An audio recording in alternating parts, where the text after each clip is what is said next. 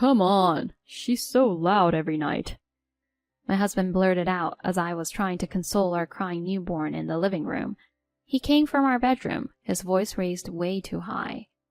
His outburst made our daughter's cries even louder. Keeping my cool, I said, "Why would you say that? Babies cry. It's the only way she knows how to communicate." "I don't care. I'm beat, and her crying keeps me up all night." "She's just a baby. She doesn't know any better." "Always with the excuses. As her mom, can't you do something?" "Are you serious right now?" I was beyond frustrated with him. Ignoring how upset I was, he went on. "You're just making everything harder. If you're going to be like this, just take Sarah and go." At that, any warmth I had for him froze solid. I thought, is this even worth it anymore? I replied coldly, "Fine then, two can play this game. Careful what you wish for." I'm Dawn, 30 years old. I've got a pretty standard 9-to-5 job. Right now I'm 5 months into my pregnancy. As my baby bump becomes more evident, I often get questions like, "When's your due date?" or "Boy or girl?" Lucky for me, morning sickness hasn't been too rough, so I've managed to keep up with work. As times go on, my job's gotten busier. There were moments when the ups and downs of my job were a lot to handle, but I've pushed through, especially for the sake of our upcoming little one. Financial stability for the baby has always been top of mind. Another reason I've kept at it is because of my husband, Ron. We tied the knot 2 years ago. Back when we were dating, he had this tough gig at a factory. Long hours and even longer after we got married. Our quality time was minimal. One night early into our marriage, during a rare sit-down dinner, he started. "I'm sorry, Dawn. Even though we're under the same roof now, we barely—" I knew where this was going, and though I missed him, I knew it wasn't on him. I offered a comforting smile. "Don't worry about it. I see how hard you're grinding. I'm just grateful you're my husband." He admitted, "The factory's struggling, and it's been rough." "Oh, I had no idea." Lately, not only was he physically drained, but he also seemed emotionally down. His paycheck took a hit with the factory's downturn. And if that wasn't enough, a few months later, the factory shut down. I tried to lift his spirits. "Take some time off. I'm still working. We'll be all right." "You sure about that? Feels wrong leaving everything on you." "It's fine. We've got some savings tucked away. Use this time to rest up." "Thanks, babe. I'll start looking for something once I've recharged."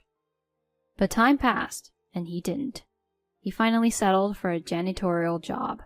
Now, a year and a half since his factory gig ended, he's still in that role. With my maternity leave coming up, our income's about to take a hit. Our nest egg's not bottomless. He seemed thrilled about the baby, but he's made no moves, job-wise. So I decided it was time for a heart-to-heart.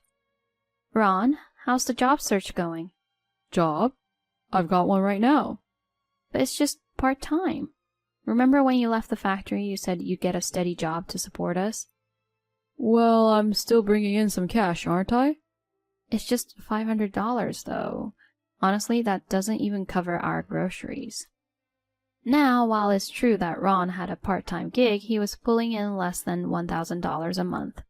He said he was trying to save, so he'd hand over only $500 for our monthly bills. While I appreciated what he did give, it barely scratched the surface. I was the one covering the rent, utilities, and all our daily essentials. It wasn't like he was really pulling his weight. And yet he strutted down like he was king of the hill. It was seriously stressing me out. "You're only working part-time and don't lift a finger around here.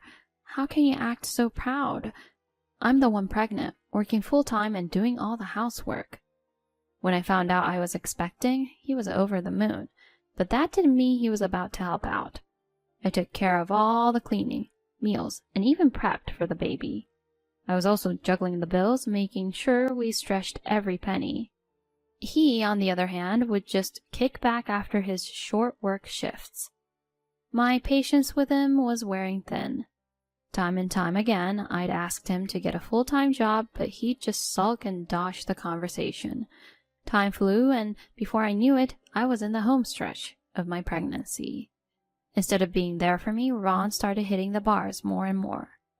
One evening, I told him, "Your baby's coming soon. Can you maybe come straight home after work?" He shot me a nasty look, slammed his drink down, and snapped. Deal with it yourself. You've got a phone, so if something happens, just call 911. Come on, I'm not asking for the world. Just be there when the baby comes. Why should I change for you? I'm stressed from work too. Let me live a little. I'm working too, you know. Why act like you're the only one struggling? I need you here when the baby arrives. He just scoffed, giving me a glare that sent chills down my spine. I barely recognized this man. He was a far cry from the man I'd fallen for. Fast forward a few months and our beautiful daughter Sarah was born. It was such a joyous moment for me.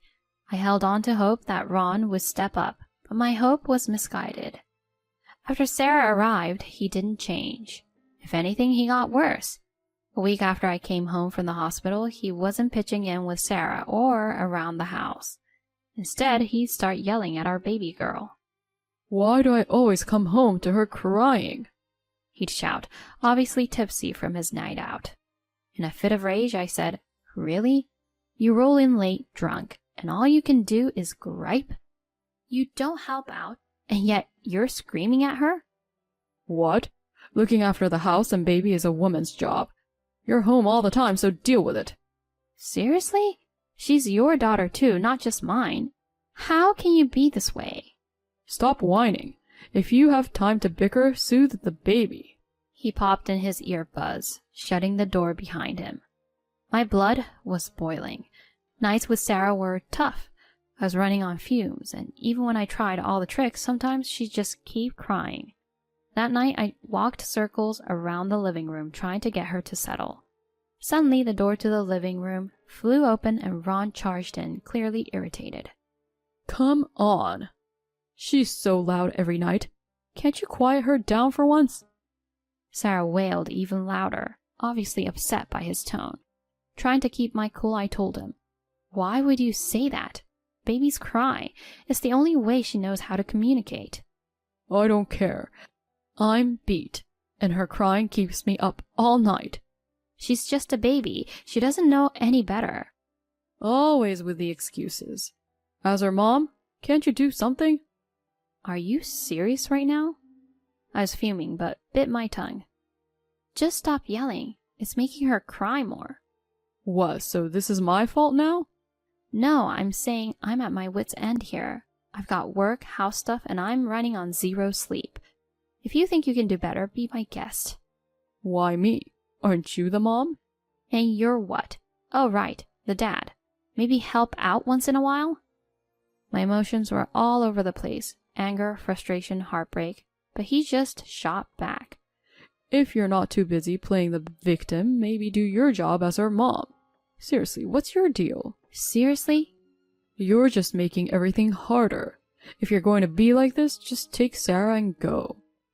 At that, any warmth I had for him froze solid. I thought, is this even worth it anymore? I replied coldly, "Fine then, two can play this game. Careful what you wish for." What's that supposed to mean? You'll see. As I strapped Sarah into her carrier, I started grabbing our things. Ron seemed taken aback but didn't stop me since he was the one who said to leave. The next morning, I loaded up the car and drove to my folks' place a short distance away. They were stunned to see me, but after hearing everything, they welcomed us with open arms. While I didn't hear a peep from Ron, life at my parents' was pretty great. I couldn't help but chuckle to myself, wondering when he would hit his breaking point. Sure enough, about 2 weeks later, my phone buzzed. It was Ron. I picked up, keeping my voice even. "Hey there." He sounded panicked. What's the deal? I just got a notice about our rent bouncing. Huh? Maybe you ran out of money? That's not the problem. The rent pulls from my account, and you were supposed to send your half. Well, that was the deal when we were living together. Last time I checked, I'm not there. I could tell he didn't see that one coming. He wasn't expecting me to stand my ground. As I tried to explain things to him, Ron's patience wore thin. Enough. I didn't sign up for this. When did we agree to this? Actually, you should be saying thanks instead of getting mad. Thank you? Why would I? You still don't get it, do you? Look, when you were out of work, I was the one footing the bills. I took care of rent and all our expenses because we shared a home. But I'm not there anymore. Connect the dots, Ron. Hold on. So you're not going to pitch in for rent? Bingo! If I'm not living there, why would I? You've got to be joking. How am I going to manage? I could tell the reality of the situation was dawning on him. Come on, Dawn. Let's talk. I'll swing by and get you. Talk? We've tried that. Every time I reached out, you just dumped everything on me. I didn't intend to. Really? After how you've acted? How can you say that? Please, just hear me out. I'll step up. I'll help around the house, care for Sarah, and I'll find a solid job. He sounded like he was about to break down, but it hit me. He hadn't once apologized. If we went back to how things were, we'd just end up here again. I took a deep breath. Why should I believe you now? I've tried so many times and you just brushed me off. Now that you're in a jam, you want forgiveness? You're something else. Come on, Dawn. I love both of you. Love? If this is your version of love, we're better off without it. You're basically that guy who only calls when he's out of cash. I'm glad Sarah and I saw your true colors before she got older. We don't need you. Keep your distance. I ended the call. A few hours later, he was at my parents' doorstep, but my dad turned him away. He refused to leave, so we called his folks, and they finally took him home. But what he did next was the last straw. He lied, saying I'd gone MIA, trying to ditch Sarah's education insurance. He even tried to fraudulently drop my life insurance. Luckily, they reached out to me and his plans crumbled. I was done. His own parents were livid. They made him draft divorce papers and send them my way. Once he lost us, they cut ties with him too. These days, he's scraping by in some beat-up apartment. And soon he'll have to cough up child support, which isn't going to help his situation. As for me, I decided to stick with my parents for now. After talking with my job, I'll be working from home post-maternity leave. Sarah and I are thriving, and I'm forever grateful to everyone who's had our backs. For the time being, I'm focused on giving Sarah the best life possible and showing her all the love she deserves.